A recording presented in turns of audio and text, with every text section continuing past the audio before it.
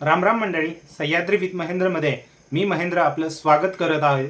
आज आपण बघणार आहोत भाजपने जेव्हापासून शिंदे गटासोबत शिवसेना शिंदे गटासोबत युती केली त्यानंतर एकनाथ शिंदे यांची निवडणुकांनंतर ताकद कमी होईल असंच सहसा सगळीकडे बोललं जात होतं। खुद्द शिवसेना प्रमुख उद्धव बाळासाहेब ठाकरे यांनीही तसंच भाकीत केलं होतं, समाजानेही तसंच भाकीत केलं होतं। कारण भाजपचा जो नॅशनल पक्ष आहे, भाजप हा प्रादेशिक पक्षांना आधी सामावून घेतो आणि नंतर ते पक्ष तो संपवतो, अशा गोष्टी आपल्याला मागेही बघायला मिळाल्या होत्या आणि त्यानुसार महाराष्ट्रातही हेच घडेल हे वर्तवलं गेलं होतं सगळ्यांकडनं। आपणही त्या चर्चेमध्ये सहभागी होतो। परंतु जवळपास 2022 साली एकनाथ शिंदे हे भाजपसोबत युतीमध्ये गेले आणि त्यानंतर आता जवळपास 4 वर्ष होत आलेले आहेत। भाजपमध्ये गेल्यानंतर एकनाथ शिंदे यांचे उमेदवार कमी होतील असं वाटत असतानाच त्यांनी त्याच्यामध्ये जंप केलेली आहे। त्यांना त्याचा चांगलाच फायदा हा होताना दिसतोय। परंतु हा फायदा फक्त भाजपमध्ये गेल्यामुळे नाही, तर एकनाथ शिंदे यांच्या स्वकर्तृत्वाने आणि त्यांचं राजकीय दृष्ट्या त्यांचं जे कौशल्य आहे, टायमिंग आहे, हेच दाखवतंय की ते साधेसुधे खिलाडी नाही आहेत।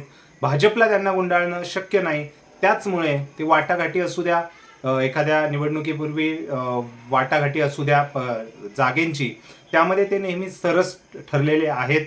आताही विधान परिषदेच्या निवडणुकांचा जे काही म्हणजे ठरलं त्यामध्ये त्यांना 4 जागा मिळालेल्या आहे, भाजपला 11 मिळालेल्या आहेत आणि राष्ट्रवादी काँग्रेस अजित पवार गट यांना 2 जागांवर आपलं समाधान व्यक्त करावं लागलेलं आहे।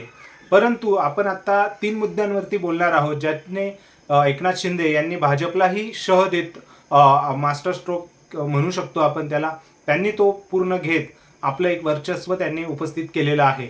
मुद्दा नंबर 1 आपण बोलतोय की ज्यावेळेस एकनाथ शिंदे यांनी शिवसेनेतनं बंड करत भाजपसोबत गेले आणि त्यानंतर त्यांनी मुख्यमंत्रीची खुर्ची पटकवली, त्यावेळेस सगळ्यांना धक्का बसला की भाजप हे कसं देऊ शकतं मुख्यमंत्री पद। त्यावेळेस अमित शहा त्यांनीही स्पष्ट केलं होतं की आम्ही विनंती केली होती देवेंद्र फडणवीस यांना, परंतु एकनाथ शिंदे यांची बार्गेनिंग पॉवरही तशीच होती, त्यामुळे मुख्यमंत्री हे आम्ही एकनाथ शिंदे यांना देऊ केलं। यावरूनच आपल्याला मुख्यमंत्री एकनाथ शिंदे यांचं राजकीय म्हणजे राजकीय वजन हे किती आहे आणि त्यांची टायमिंग काय आहे बार्गेनिंगची हे आपल्याला पाहावयास मिळालं। त्यानंतर आपण बघतोय की भाजपमध्ये इन्कमिंग चालू आहे राजकीय नेत्यांचं, तेच शिंदे यांनी स्वतःच्या पक्षामध्येही चालू ठेवलं। वेळप्रसंगी त्यांनी सगळ्यात पहिल्यांदा गळाला मासा लावला तो आहे राणे, खुद्द राणे कुटुंब कोकणामध्ये। कारण नारायण राणे यांचे स्वतः भाजपमध्ये आहे, त्यांचे पुत्र जे आहेत नितेश राणे तेही भाजपमध्ये आहे। परंतु ऐन विधानसभा निवडणुकीच्या वेळेस नितेश राणे यांनी शिवसेना पक्षाच्या चिन्हावरती एकनाथ शिंदे यांच्या शिवसेनेकडनं निवडणूक लढवली। त्याच वेळेस आपल्याला कळालं की एकनाथ शिंदे हे काहीतरी मोठं करण्याच्या प्रयत्नात आहे। त्यांनीही भाजपप्रमाणेच आपला पक्ष वाढीसाठी ते कार्यरत आहे आणि वेळप्रसंगी भाजपलाही ते कलगीतुरा देऊ शकतात। ह्याच गोष्टीनुसार दुसऱ्या मुद्द्याकडे येतोय की दुसरा पक्षप्रवेश त्यांनी भाजपच्या नाकावर चून जो कोणी केला असेल तर तो आहे अलीकडेच प्रहार संघटनेचे अध्यक्ष बच्चू कडू। सर्व आहेत ते प्रहार संघटनेचे, त्यांचा स्वतःचा एक पक्ष आहे, ते विदर्भातनं अमरावतीतनं येतात आणि त्यांच्यासारख्या नेत्याला एकनाथ शिंदे यांनी स्वतःच्या पक्षात घेतलं आणि त्यांना आपल्या पक्षाकडनं विधान परिषदेची तिकीट दिलं।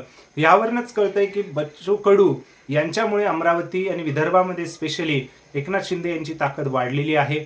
हाही मास्टर स्ट्रोक त्यांनी भाजपला टिचून दिलेला आहे, कारण बच्चू कडू आणि भाजपवर यांची टीका केलेली आहे सगळ्यांनाच माहिती आहे, त्या दोघांचं वैर सगळ्यांनाच माहिती आहे। परंतु एकनाथ शिंदे यांनी पक्षवाढीसाठी भाजपलाही मागे करून आपल्या पक्षातही इन्कमिंग त्यांनी चालू ठेवलेलं आहे आणि त्याचा फायदा त्यांनी निश्चितच विधानसभा निवडणुका येणाऱ्या आहेत, विधान परिषद निवडणुका आहेत, त्यामध्ये नक्कीच त्यांना होईल अशी त्यांची अपेक्षा आहे। आणि आता तिसऱ्या मुद्द्याकडे जो येतोय की त्यांनी आता आणखीन एक पक्षप्रवेश करणार आहे, त्याची औपचारिकता बाकी आहे। प्रसार माध्यमांमध्ये आणि इलेक्ट्रॉनिक्स मीडियामध्ये ह्या गोष्टी खूप तेजाने खूप फास्ट फिरतायत की अनिकेत तटकरे जे राष्ट्रवादी काँग्रेस अजित पवार गटाचे ज्येष्ठ नेते आहेत, ज्यांच्या मुलगी ही राज्यमंत्रीही आहेत, कॅबिनेट मंत्री आपल्या महाराष्ट्र राज्यात अदिती तटकरे, महिला आणि बालकल्याण मंत्रालय त्यांच्याकडे आहे, त्यांचे भाऊ अनिकेत तटकरे यांना शिवसेना शिंदे गट पक्षप्रवेश देऊन विधान परिषदेची निवडणूक लढवण्यासाठी उमेदवारी देण्याच्या तयारीत आहे। त्या संदर्भात पडद्यामागच्या सर्व गोष्टी ह्या पूर्ण झालेल्या आहेत। खुद्द तटकरे साहेब यांनी ही सुनील तटकरे साहेब यांनी एकनाथ शिंदे यांची भेट घेतल्याचं दिसतंय आणि त्यानुसार जे 2 जिल्हे आहेत त्याचे पालकमंत्री पद अजूनही शिवसेना शिंदे गट आणि भाजप यांच्यामध्ये रस्सीखेच असल्यामुळे नाशिक आणि रायगड यांचं मिळालं नव्हतं. त्या रायगडचं आता सुटण्याची गरज म्हणजे सुटण्याची शक्यता आहे, कारण रायगडच्या जिल्हामंत्रीपदावर पालकमंत्रीपदावर सुनील तटकरे यांचा दावा होता, परंतु आता त्यांच्या मुलाला अनिकेत तटकरेला जर विधान परिषदेची उमेदवारी दिली तर निश्चितच ते राज्यपद म्हणजे पालकमंत्रीपद हे शिवसेना शिंदे गटासाठी सोडण्यात येईल असं बोललं जात आहे. निश्चितच एकनाथ शिंदे गटांनी हे एवढे 3 मोठे पक्षप्रवेश घेऊन निश्चितच भाजपलाही आव्हान ते पुढील काळात महायुतीमध्ये जेव्हा जागा वाटपाचा कार्यक्रम येईल, जागा वाटपाचा विषय निघेल, त्यावेळेस ते निश्चितच भाजपला तोडीस तोड उत्तर देऊ शकतात, हेच या गोष्टींवरनं वाटतंय. तुम्हाला काय वाटतंय? एकनाथ शिंदे हे भाजपला महायुतीमध्ये भाजपला तोडीस तोड महाराष्ट्रात तरी पक्ष उभा करतायत का? त्यासाठीच त्यांनी एवढे मोठे इन्कमिंग चालू केलेले आहेत का? काय वाटतंय ते नक्की कमेंट सेक्शनमध्ये कमेंट करून व्यक्त करा. व्हिडिओ लास्टपर्यंत बघितल्याबद्दल धन्यवाद. व्हिडिओला अजूनही तुम्ही सबस्क्राईब केलं नसेल तर आपल्या चॅनलला नक्की सबस्क्राईब करा, व्हिडिओला लाईक करा आणि जेवढा होईल तेवढा हा व्हिडिओ नक्की शेअर करा. भेटूया पुढच्या व्हिडिओमध्ये. तोपर्यंत जय महाराष्ट्र.